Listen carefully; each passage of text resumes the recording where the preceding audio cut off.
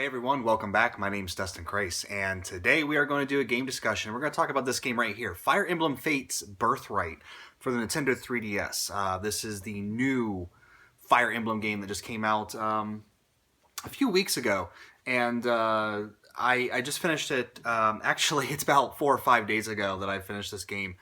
There's two versions of this game. There is Birthright and there is Conquest. Birthright... from what I've read, Birthright is your more typical, normal Fire Emblem game, whereas Conquest, I guess, is a bit more challenging. I have not played the Conquest version yet. I do have it downloaded, but I haven't got around to starting it yet because I wanted to take a break so I didn't get burned out. But I did finish Birthright, and I had an amazing time with it. Really enjoyed my time with it. Whereas Fire Emblem Awakening really felt like the evolution of the series. Things are changing, getting better. Some people said getting worse. I personally really loved Fire Emblem Awakening. Birthright, or I should say Fates, is really just sort of a continuation of that evolution. You still have all the mechanics, for better or worse, in this game. The offspring mechanic where you can have children. It doesn't work as well narratively in this one, but you still have that option to court a member of your team, and eventually the main character and that person has children, and those children become part of your army. It's kind of a cool little mechanic, but like I said, it doesn't really make all that much sense in Fates, but it's a new mechanic. They got to keep it going, so there you go. The storyline for this game is actually really interesting in that depending on which version of the game you buy, it's a completely different storyline. Up to a certain point, the game, both games are kind of the same. And then you get to this point where you have to make a decision, and boom, you're off on your adventure.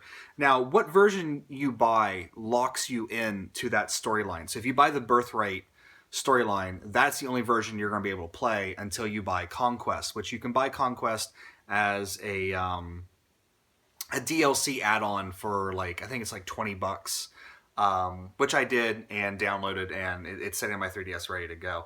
And since I played the Birthright edition, it locks you into the Hoshido storyline, which is a much more, like I said, much more traditional Fire Emblem, good versus evil storyline. I guess the Conquest storyline changes things up a little bit because I guess you can look at the Noirian perspective as the bad guys in this, but not really. It's really their king. So it's going to be interesting to see where the Noir, or I should say the Conquest game storyline goes.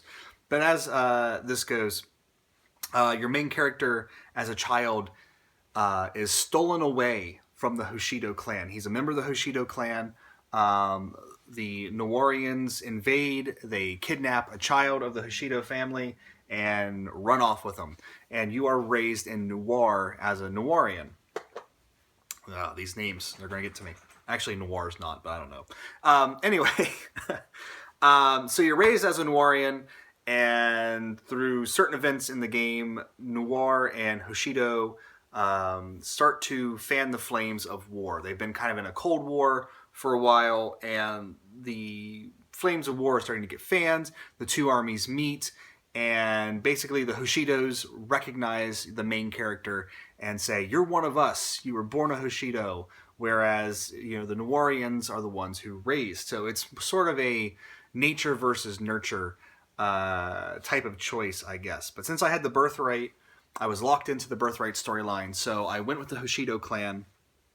And basically, what happens is the Noirians kind of do this big sneak attack on the Hoshidos.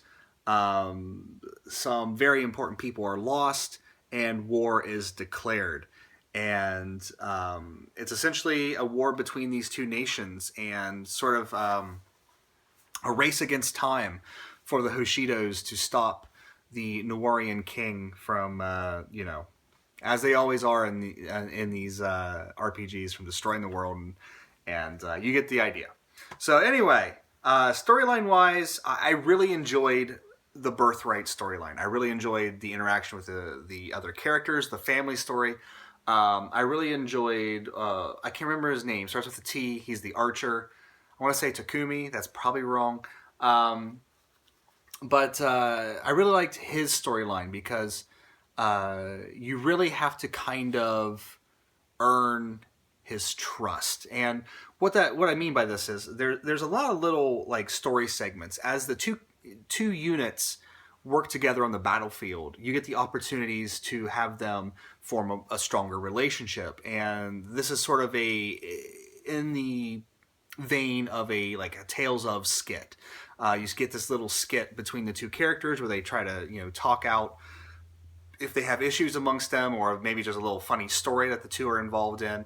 And it really adds a lot of flavor to the storyline and helps you sort of find favorites, because other than that, they're just sort of faceless, nameless units that you use on a battlefield for their own purposes. But some of the characters you can get really involved in and really enjoy the storyline with them. And the Archer brother in the Hushido clan is one of those ones I really liked it because it's almost like the main character has to earn their trust, and I really like that aspect of the storyline. But nothing really big out of the way. I was surprised at how after Path of Radiance and after some of the older ones, which I need to go back and I need to finish some of the older ones. And after Awakening, I was really waiting for this big moment of darkness, and it's pretty much the big moment of darkness happens kind of in the beginning where the paths diverge, and then other than that, there is one other instance, but really, this one is kind of the Birthright version, I should say. I don't know about the Conquest version, but the Birthright version is very. It's not as dark as I'm used to Fire Emblem being. I'm used to Fire Emblem being much more sort of a shade of gray between good and evil, the consequences of war and things like that. And the Birthright edition is sort of more of a heroic, more of a heroic quest, I guess. And so I guess I dock it a little bit there because I'm more used to Fire Emblem being sort of this war is hell type of storyline. But that being said, I still really did enjoy the Birthright storyline, and I'm looking forward to experiencing the Conquest storyline, which when I finish that version of the game, I will do a video on that, and as well as the third version, which is called Revelations. But yeah, I really enjoyed my time with the story. Gameplay mechanics, if you've played Fire Emblem Awakening, you know exactly what to expect here. I didn't really notice any big changes between this and Awakening. A lot of the same systems, the unit pairing, how you can combine two units together into one sort of more powerful unit. Like I said earlier with the Offspring system where you can have two characters, you can raise their relationship up to its maximum, and then they will have children, and those children become part of your team. But other than this, I mean, it's straight up Fire Emblem, that amazing strategy RPG. This is actually, Fire Emblem is actually my favorite strategy RPG. It's really come out from behind of like the sort of Final Fantasy Tactics Ogre Battle style strategy RPGs. Where those ones, I enjoy those, but I get so bogged down in them. Fire Emblem and sort of Advance Wars as well really keeps things kind of clean and keeps the pace going, whereas I feel like I just get really bogged down with the Final Fantasy Tactics style strategy RPGs. So it's a little bit different. There is permadeath in this, but it's not, you don't have to play that way. You can play as sort of a casual mode where when your units die, they're revived at the end of the battle. So if you want to, just sort of get through the game just to enjoy it, there you go. Me personally, I'm used to Fire Emblem having the permadeath. I'm used to when I lose a unit, I start the map over because I don't like losing units. It's just one of those OCD things with me. So yeah, I kept the permadeath on, and I just sort of, slugged my way through the game. Now, when I get to the final map, if a unit dies, a unit dies. I'm not going to sit there and redo the final map over and over again to get a perfect, through it. And I guess in a lot of ways, what I should probably really do is play casual and depend, because sometimes you get to the very end of the map and it's just a stupid move and a character dies and you're like, fuck, I gotta start the whole thing over again. I should really play on casual just for those instances where I don't want to replay an entire map because of something stupid that happened. But that being said, also, that's part of the game. You should go through and make all your decisions very carefully. This being more like Awakening, you can grind your characters up. You have a lot of opportunities to grind characters up, grind relationships up. There's a ton of ways to grind in this game, between just challenges. There's these castle battles, which are really fucking annoying, but you can do those as well. I guess the Conquest version does not have the ability to grind, so it makes you think much more strategically. At least that's what I've read. And I'm pretty sure that's true. I haven't watched anyone else's videos on Conquest because I didn't want to get spoiled on anything. I just want to kind of go into it and experience it myself. But yeah, if you've played a Fire Emblem game, you're going to enjoy your time with this. It's a no-brainer. If you've enjoyed any of the Fire Emblems in the past, you're going to love this one. And I was kind of thinking while I was playing this, I was like, man, I really wish that Fire Emblem was back on the big screen. I really wish that it was sort of on the Wii U, beautiful graphics like Path of Radiance and all that kind of stuff. But the more I got to thinking about it, Fire Emblem really is sort of the perfect portable game.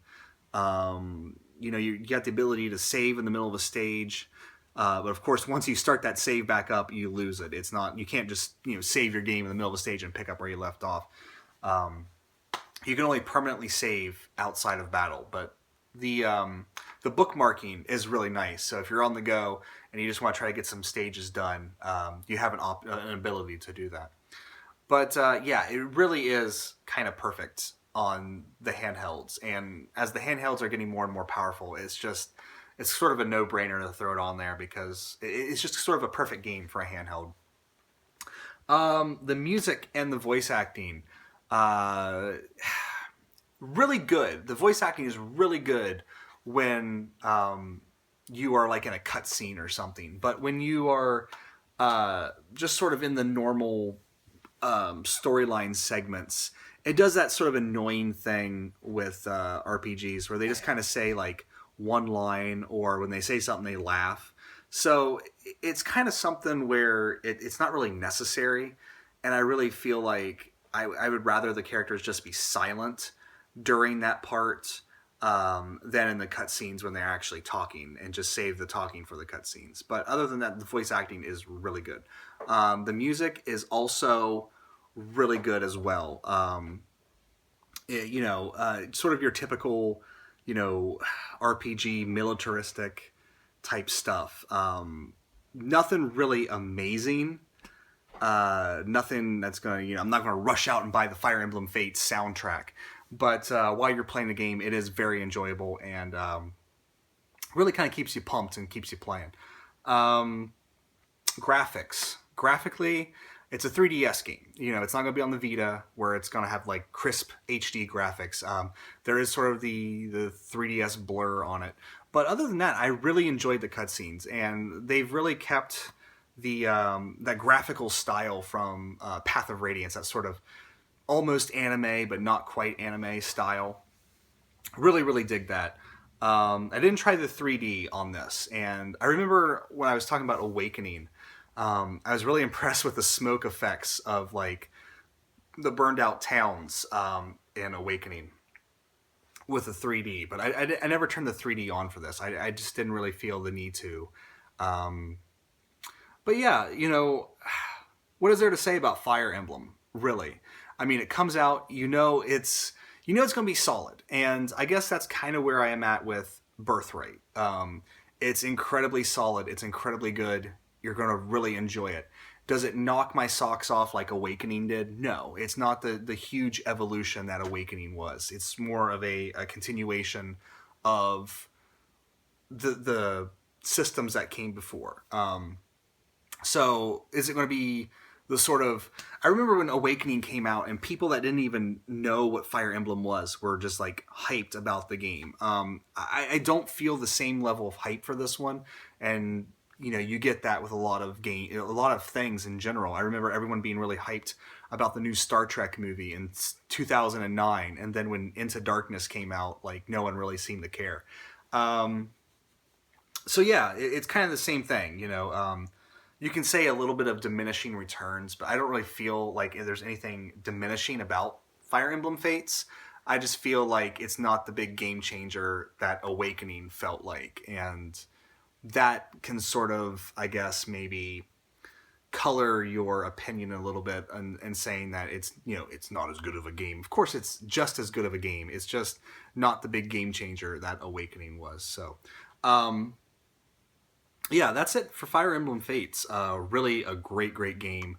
If you have a Nintendo 3DS, it's kind of a no-brainer. I can see people not liking strategy RPGs, but I feel like Fire Emblem is so good that it will sort of transcend the genre and anyone can get into it. So anyway, guys, that is it for this video. I want to thank you guys so much for watching. Take care.